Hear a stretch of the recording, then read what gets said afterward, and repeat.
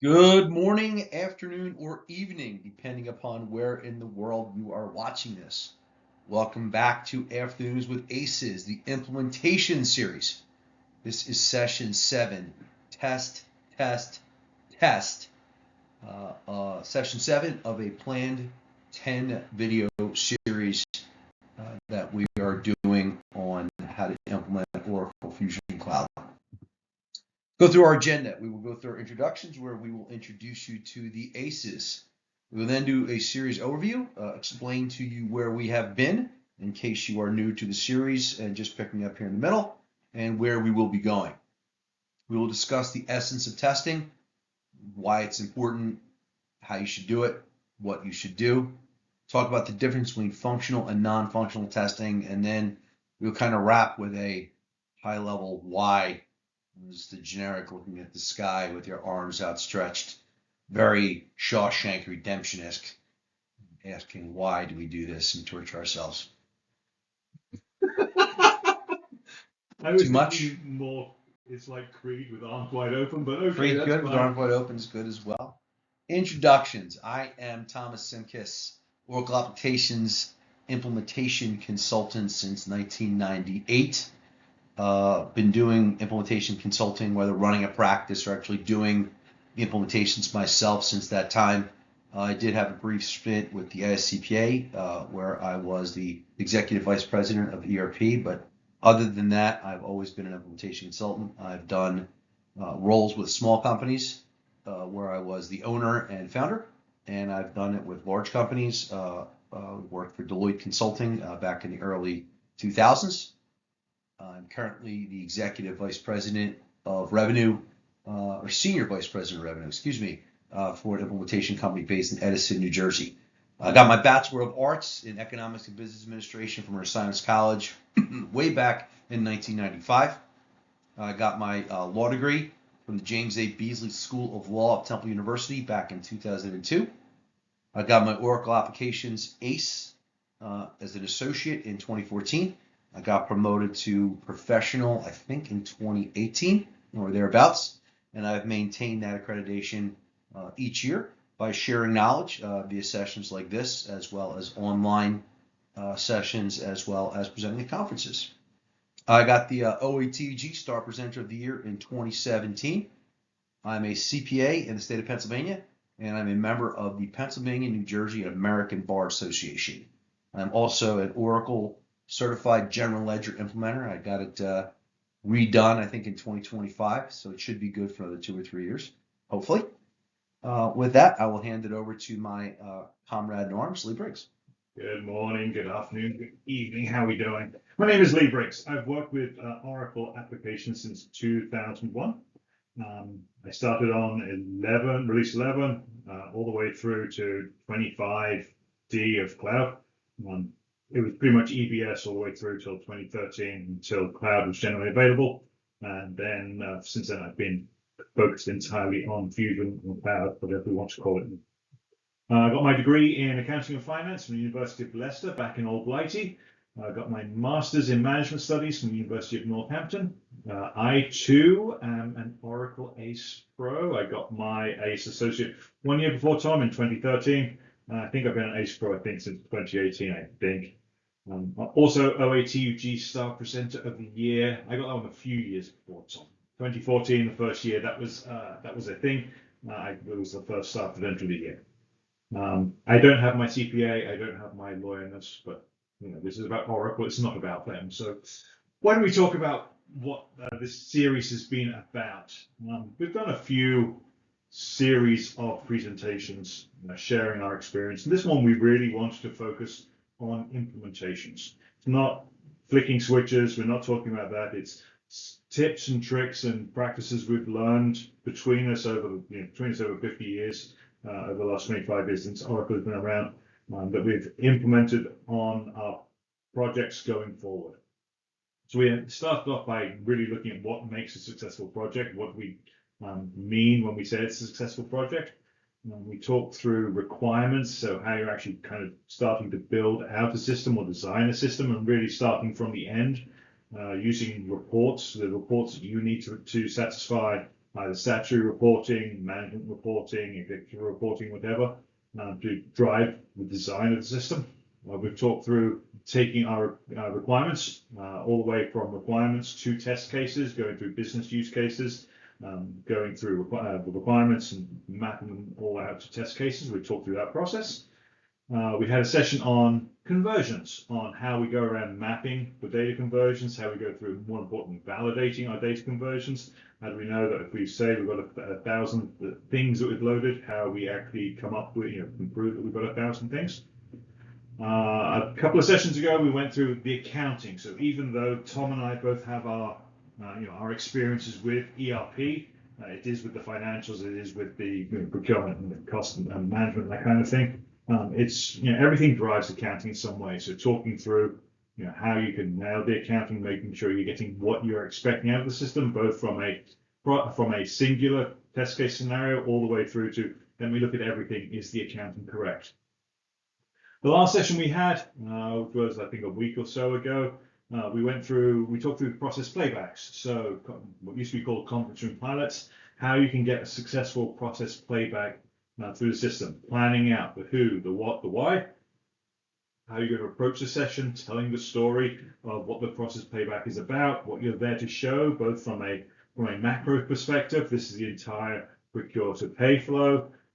Focusing in on in this session, this is specifically what we're looking at and how it relates to that entire process flow. Today's sessions are all around testing. Yes, testing. So how, the what, the why, how we're going to test, what we're going to test, why we're going to test it. And then we've got a few sessions to wrap up. So the next session after today's session is around Chemleys, RICE, RICE Ws, or Gazinters and Gazouters, as a former PM used to call them. So making sure we get our technical objects all squared away.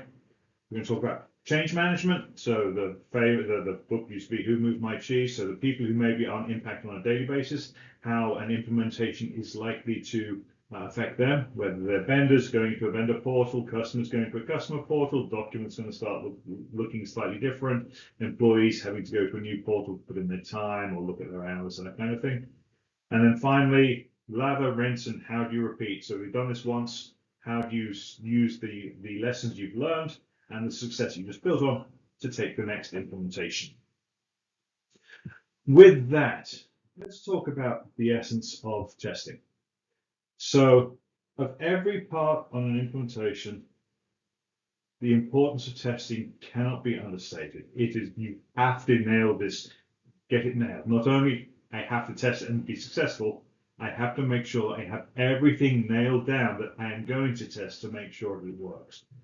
It helps you verify that the entire process as a whole works as it's supposed to do. Now, testing isn't something you just hoist upon the client at the end. Everyone needs to test it. The implementer needs to test it too. In fact, from our previous session, the process playback session, if you get a red through these sessions, we talk about grading each of the steps out there: green, yellow, red. Green, it works perfectly. Yellow, it works, but we need to tweak a little bit. Red, flat out doesn't work. If you get the red because it didn't work and you didn't test it, that's on you. That's your job as a professional. You didn't get your job done as a professional. So everything needs to be tested. If you go to any session not knowing what's going to happen, it reflects very poorly on you. It reflects poorly on your organization out there. So the importance of the testing can't be understated. So Tom, we're going to talk a little bit about functional and non-functional testing. Do you maybe want to help out a little bit with those? Sure will. So functional testing, from a definitional perspective, it verifies that the software works properly and in accordance with the parameters of the business use cases outlined by the customer, right? So you go in, you enter a transaction, you make sure A, that the system works, and B, that it not only works, but works in accordance with how it needs to function to meet the customer's requirements. Examples include unit testing, integration testing, systems integration testing, and UAT. Depending upon your methodology, if you're an implementer, you may own one or part of these.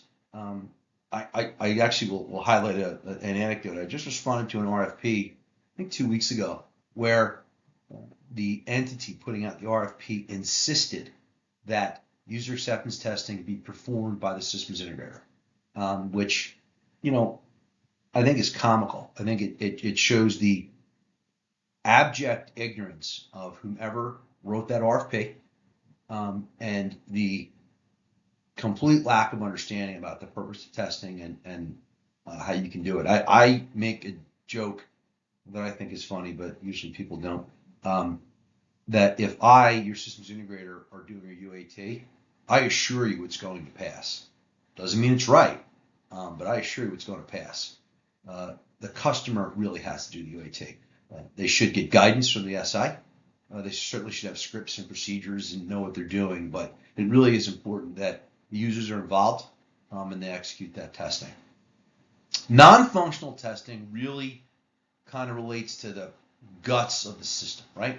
So user security, right? Can the users see or not see things that they're supposed to?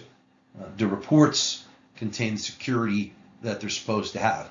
Now, that is a component of functional testing, but the way you execute it and the way you verify it is really where it gets into more art than it is science or repeatable process. There's also performance testing. I will tell you that we used to do a lot of performance testing back in the olden days when it was on-prem. I do not do as much performance testing as I used to do. I find it very tedious and difficult to performance test in the Oracle Fusion Cloud applications. There are probably tools out there. I know Oracle's actually got some testing SKUs on their product list that you can utilize for testing. What they do and how they do it, I will tell you, I am not aware. I do some database testing. I certainly do a lot of performance testing when I do my integrations, but doing testing with performance in the applications is not something I've done in quite a while. I usually just fill out the metrics guideline you get from Oracle, and I rely on them to tweak the environment such performance is acceptable to the customer. I certainly remember EBS used to have, there used to be a product SKU that was out there, which was Oracle Applications Testing Suite, which was phenomenal for performance testing. So I was at a client in Stamford, Connecticut, and we were able to write a script, essentially capturing what you're doing in the system to, I want to say, like enter an AP invoice header and put a line. That's something basic, but you're able to have 1,000 virtual users do exactly the same thing at the same time in the instance. You've got variables in there to change the supplier number, whatever, just to throw 1,000 users at the system to see if we'll cope with that. It was an awesome tool for EBS, but to Tom's point, cloud is built for, you're going to have a huge peak next month. Give us some metrics and we'll just throw a bunch of processors or memory or disk space or whatever at the server. It's still the same thing. So that used to be cool testing, which I don't think in cloud many folks do. No, I think they scale it up and they scale it back. Oracle does a really good job. If there's somebody out there watching this and you got a comment on it or feedback, certainly would welcome it. Lee and I are pretty good at this stuff, but we're certainly not experts on everything. Well, there goes my belief structure. Let's talk about the approach to testing. And this is echoing a lot of the messaging from prior presentations or videos we've done on this. And if you've ever watched our videos, we do try to do that not only within a session, but also across sessions. We are consistent in our messaging, and we're certainly consistent in our approach. So good testing starts with a good process flow. RD11 in the OUM terminology, depending on the methodology you're using, it might be a different name, might be a different number, but I'm a firm believer that you start with a process flow. That process flow will tie to requirements, which should tie to use cases, user stories, which then ties to test cases or test scenarios. Testing should include actual user accounts as intended to exist in production. I get a lot of flack for this, both positive and negative. My HR people are always like, oh, you can't share actual user accounts, or you can't. I disagree with that fundamentally. It's not a production system. You certainly shouldn't be sharing passwords in a production environment. But to create a user, or at the worst, a proxy for that user, not just a test user, but a user that in every facet, from the role, the job, everything but the name and the TIN number or social security number, should tie to an existing user if you're not going to use the actual user. But the worst thing that I see in testing is when I either see my implementation consultants using their own user ID, or I'm almost as irked by if I see test user or user one. I really like to see, AP clerk or something that, again, if it's not the actual user, it really should be a proxy. I should have the exact same roles, same procedures. You have to have a lot of different things, and it's on here. But if a case needs 3 different users or actors, as we call them when we're doing use cases, to touch the transaction, then 3 user accounts should be used for that test. And it's easier to do this than it certainly used to be. You have profiles in most browsers. Have it in Chrome, you have it in Edge. I believe you have that same concept in Apple or Safari. So you can create a profile for the user that's entering the transaction, and then create a separate profile for the user that's supposed to approve it at step 1, and then another profile for the user that's supposed to accept it at step 2. So that allows you during your process playback session, if that's where you're doing this, to seamlessly go between those profiles and execute a transaction, but also to record that output and demonstrate how it's supposed to occur. Once you've written your test cases, obviously you got to execute them. You got to track your defects, and then you need to provide a test closure report. I'm, again, a firm believer that is something that happens all too infrequently. There's not a really good strategy for tracking tests what you have done as the implementation consultant and what you have done as the end customer. As part of your implementation approach and methodology, it is incumbent upon the SI to be able to describe the testing that they're going to do, how they're going to track it, how they're going to flow it through, and how you're going to raise defects and work those defects so that everything ties all the way back. That is the approach to testing. That approach should really be consistent throughout your entire test cycle, from user to integration to systems integration to UAT. I use this quite a bit in my presentations to customers, and I use it in my presentations to folks such as yourself listening to this video or that have seen me speak at conferences. If you have a really good SIT, and a SIT means systems integration test, it really builds from a good process playback, good CRP, right? So solid CRP with good scripts and good tracking will lead to a good systems integration test. If you have a good systems integration test, your UAT should more or less be a rubber stamp. All you're doing is the same processes and flows and scripts with different use cases, because it should be different use cases, using your production or production ready data. And if you've done a good job in those prior tests, it really should be slam dunk. So with that, let's talk about the types of testing. Lee Briggs, take it away. Awesome. This is our really new fancy slide here with all the graphics.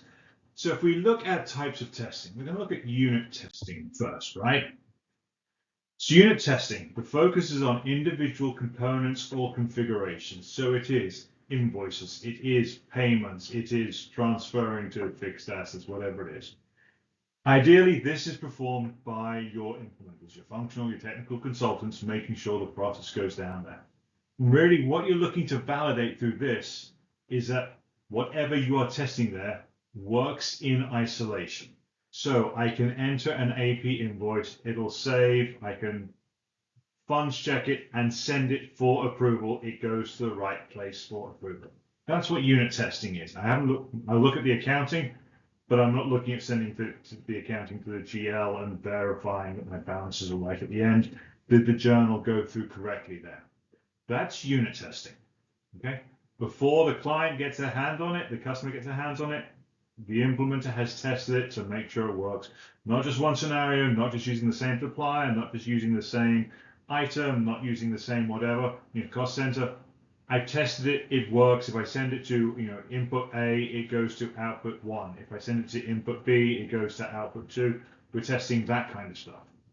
That's unit testing. Clients should find out about it, but they shouldn't be involved in it. Just real quick point on that, and I've said this several times, Lee said it several times, but just to hit it, and we're all guilty of it.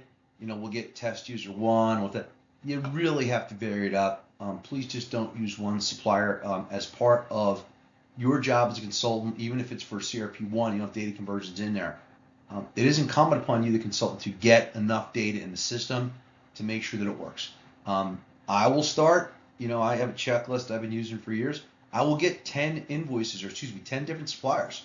And I'll get a couple invoices from each of those suppliers. And that gives me a good universe of data that I can use with different lines and different combinations to make sure that the system works, so that when you get to the next type of testing, you're not having any surprises. If you're doing that properly, you've got 10 suppliers with a bunch of invoices, and you get purchase orders associated with those. That's an entire suite all the way through. I've got a requisition, which I turned into a PO, which I've received against, which I have invoiced, just with asking essentially for 2 bits of information.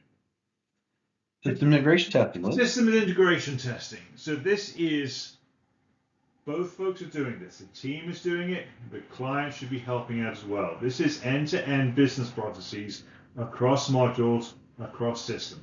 It's ensuring that data flows everywhere, that the entire process flow, so procure to pay, customer invoice to receipt, works correctly. You're also looking at external integrations. So I am sending an ACH instruction to the bank. I am grabbing a BAI2 bank statement file from the bank. It is a real file.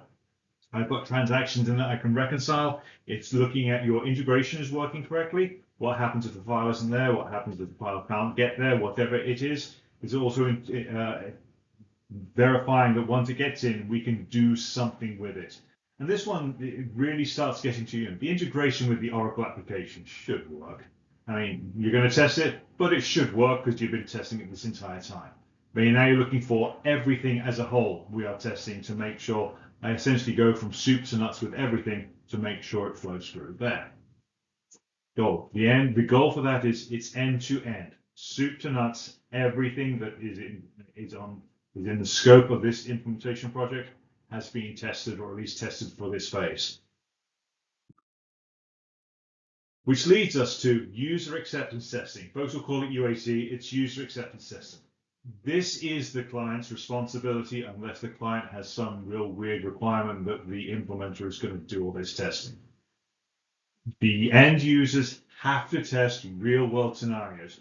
Go get a day's worth of transactions. If you're in AP, go get a day's worth of AP invoices. Get the purchase orders are associated with them. If you've got recs, get the recs associated with them.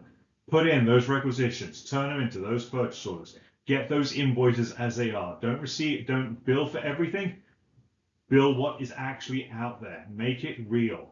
You're really looking to make sure the system meets your requirements for everything that you do, and it's ready for go live. This one is going from soup to nuts. If I put in these 25 invoices, this is the effect it should have on my trial balance. This is the effect it should have on my income statement, my balance sheet, whatever.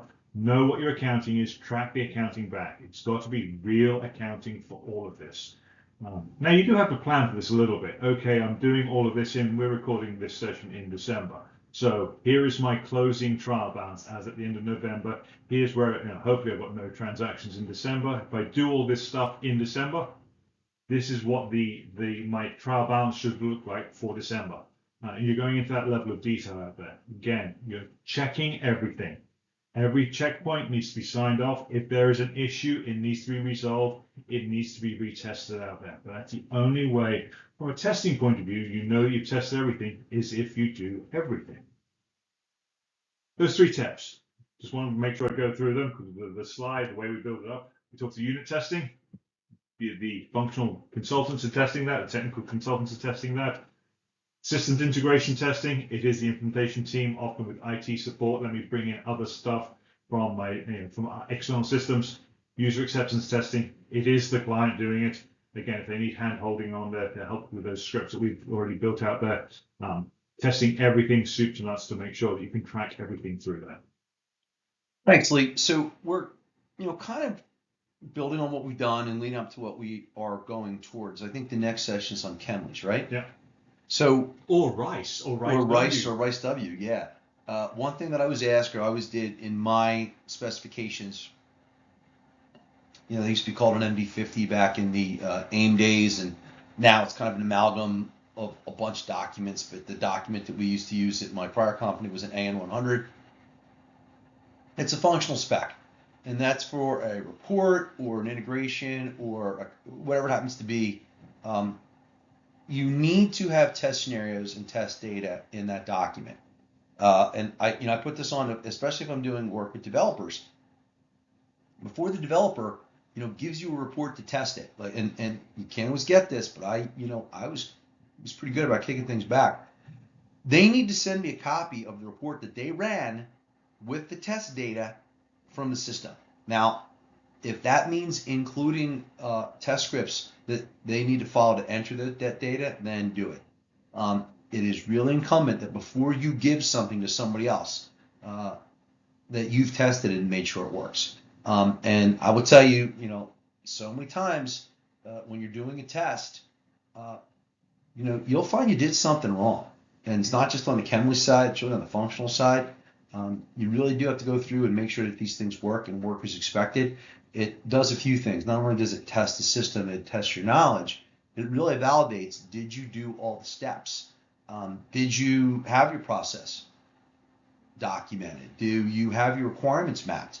You know what the accounting is, right? One of the sessions we had, know the accounting. How are you going to know the accounting if you don't test it? Does a clearing account clear out? You're not going to know that if you don't test it. And kind of the last thing is, and it has at the bottom here, know what you're testing. Know how you're going to test it, why you're testing it, and what is the expected result. That was something that was drilled into me kind of early on in my career when I was doing it for a customer. The internal auditors were really specific about those things, and I want to thank that client for doing that, because it really clarified that a test script, if it just explains how to test a transaction, it's really missing the mark. It's got to say what you're doing and why you're doing it. Now, one of the things I've often tried to do in all the specifications I write for technical stuff is, if you're in this instance, if you're not there, a development instance, which isn't going to be touched for a while, these are my prompts. If you use these prompts, these are the prompts I want. If you use these prompts, and we've got the layout of the output, you should get these 6 results back. If you get 5, don't come to me and tell me that you've got 5. If you get 7, it still ain't right. Until you can get those 6, keep working. And you want to get to that level of detail for everything that you're doing with this testing. Know what you're expecting to get out, so when you enter it, you can get those things out. I'm going to actually jump on that point because it's such a good one. When you're doing testing, you have to be creative. So I'm gonna pick on a report or OTBI because it's the easiest one. But to Lee's point, if you're running a report, whether it's a publisher report or an OTBI report, you have to put parameters in. And you can replicate those parameters. There's a lot of different search screens within Oracle, and you should put sufficient parameters in to get the results you're expecting. So, hey, if you go to the invoice screen and put in the advanced search and put these 10 different prompts in, you're going to get these 8 or 9 or 10 invoices back. When you run that same report in Publisher or TPI, those are the 8, 9, or 10 invoices you should get back. Request proof of that, right? And that requires work from you, the consultant. It requires work from you, the developer. It requires cooperation between you both. Testing is key. Can't state it enough. Would you like to know more? The more I read that line, it reminds me of Starship Troopers. Remember that movie from like the 90s with like Casper Van Dien? It was like, would you like to know more? You got to click more. And never mind. So.